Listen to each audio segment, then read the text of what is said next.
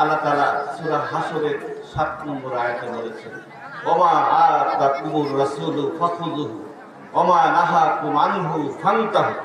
রাসূল তোমাদেরকে যা কিছু দিয়েছেন তা তোমরা গ্রহণ করো, রাসূল যেগুলি বর্জন করতে বলেছেন তা তোমরা পরিত্যাগ করো, বর্জন করো। সম্মানিত ভাই, কথা আমার শেষ। তো রাসূল কি দিয়েছিলেন? যে সমাজে জন্মগ্রহণ করেছিলেন সেই সমাজটা কিরকম সমাজ ছিল? আইএমএ জাহিলিয়াতের সমাজ ছিল।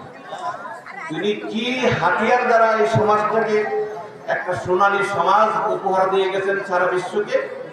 সেই হাতিয়ারটা ছিল উনি বিদায় হতের বাসনে বলেছেন, তারাক্তু ফিকুম আমরাইন লান তাদিল্লু মা তামাসসাকতুম বিহিমা কিতাবাল্লাহ ওয়া সুন্নাত রাসূল। আমি তোমাদের মাঝে দুইটা জিনিস রেখে গেলাম, এক হলো আল্লাহর কোরআন, দ্বিতীয় হলো রাসূলের সুন্নাহ। যতদিন পর্যন্ত তোমরা এই দুইটা জিনিসকে আঁকড়ে ধরে রাখতে পারবা ততদিন পর্যন্ত তোমরা পথ হারা হবে না। আজকে মুসলমানদের দুর্ভাগ্য, পথ হারা হওয়ার কারণ হলো এই দুইটা জিনিস থেকে সবচেয়ে বেশি দূরে থাকা। যত বেশি ডিগ্রিদারি আমরা তত বেশি কোরআন বিমুখ। ডিগ্রি আছে 5-7টা, ডক্টরেট ডিগ্রি আছে 40টা।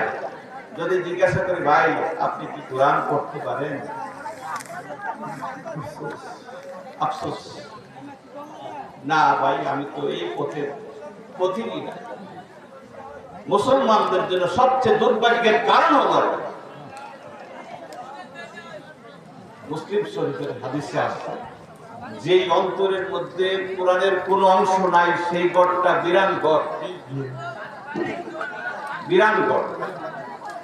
মুসলমানদের সিনার মধ্যে থাকবে কি কোরআন, তারপরে হাদিস।